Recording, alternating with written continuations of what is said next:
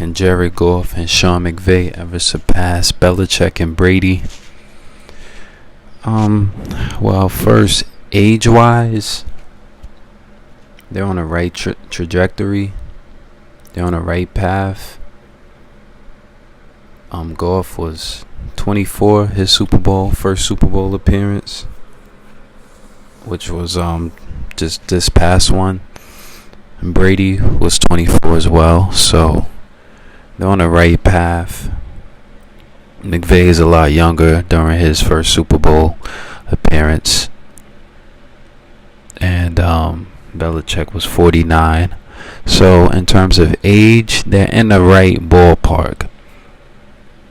I mean, you could say Brady and Belichick are slightly ahead because they actually won it 0-1 when Brady and Goff was both 24. They both won it. Belichick and Brady. So they're slightly ahead, roughly in the same area, because Goff did make it at the same age. So yeah, they're on the right path. But Goff was a lot better than Brady. He threw for 4,600 yards, 32 touchdowns. Brady only threw for 2,814 touchdowns. But, you know what? I won't grade this part so difficult because that was Goff's third year, while that was only Brady's second year. Really his first. He didn't play. It was Bledsoe's team. Goff played all 3 years, the first, second, and last year. So I won't really count that. I'll just put that out there. Individually, Goff, I would say, is a lot better if we're comparing the first couple of years of both of their careers. So they're somewhat on the right path. Now let's talk about the division. Goff has a lot of freaking competition. Let's just talk about the three quarterbacks he would have to face in the near future. Wilson, Kyler, and Jimmy G. So what's that? That's one Hall of Fame first ballot quarterback. That's one first ballot. That's a Hall of Famer. And two crapshoots, two roll of the dice. Now, if Kyler is what everyone is suspecting, it might get very difficult for Goff to reach the promised land again.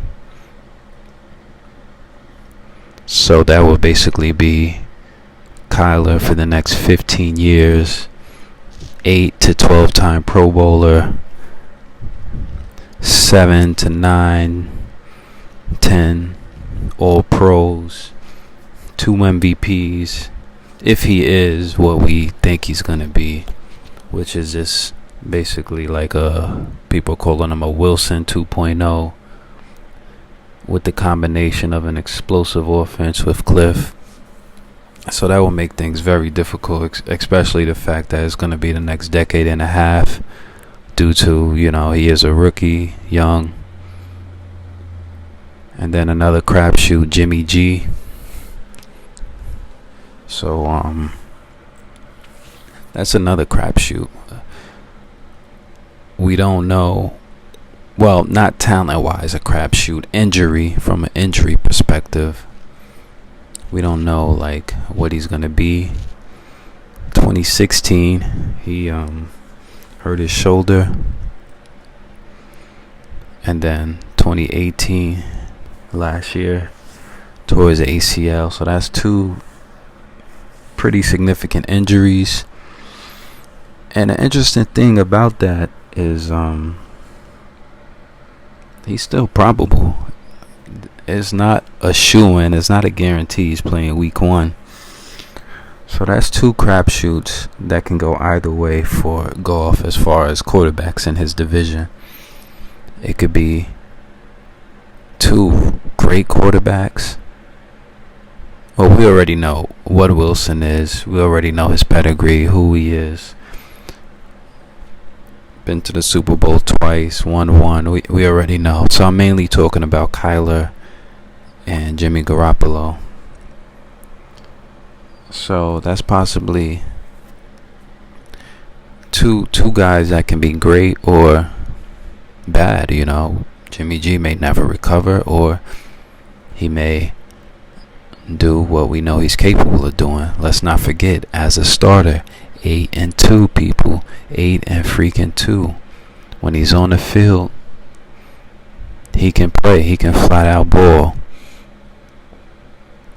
And then the only 2 losses was against a decent Vikings team, 8-7-1, and a Chiefs team who was basically a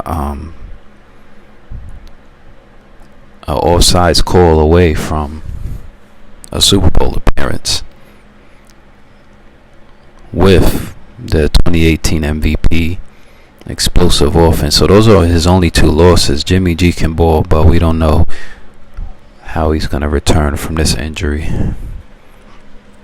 But I would say at the worst, Jimmy G and Kyler are going to be better than basically all of the AFC East quarterbacks that Brady had to face during like the past basically 20 years. Yeah, I think Jimmy G and Kyler are going to be way better than them.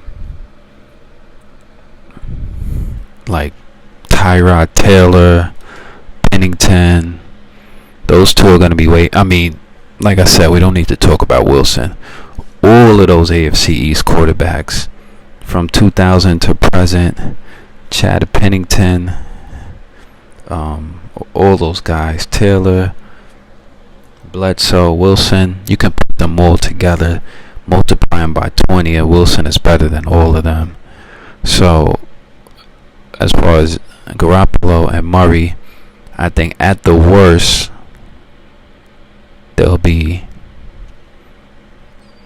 at least on the same playing field as those AFC East quarterbacks, or slightly better. I'm hearing a lot of bust with Kyler. I don't think bust, but I don't think, like, somewhat in the middle. That's what I'm calling. Somewhat in the middle. I don't think bust, like he'll be in the CFL in 3 years or back on athletics in a couple of years. I don't think bust, but I just don't think like what a number 1 pick would be, So ultimately the question is, will they get 6 rings? Because that would be surpassing them. 7. 6 or 7, that would be surpassing them, eclipsing them. And ultimately, no, I don't think so. Not with a Hall of Fame quarterback in the same division, who just extended his contract for 4 more years. He'll be 31 this year, and the contract, that's exactly the amount of peak years I think we have of Wilson is 4 more years. So you got a Hall of Fame quarterback playing at peak performance for the next 4 years. You got a number 1 pick, and you got Jimmy Garoppolo, 8-2 as a starter, learned under the tutelage of the GOAT. So he got a lot more competition than what Brady had. No disrespect to him, he is the GOAT, but a lot of things kind of have bounced his way. So ultimately, no, I don't think they'll surpass them. However, I think they're going to kind of make their mark, like, during their own path, doing their own path, bringing football back to LA. I think it's going to be an explosive offense this next decade or more. They're going to make their mark their own way, not quite 6 or 7 rings like the Patriots, but I will call 2 rings for Goff and Mcvay. I will call it 2 rings.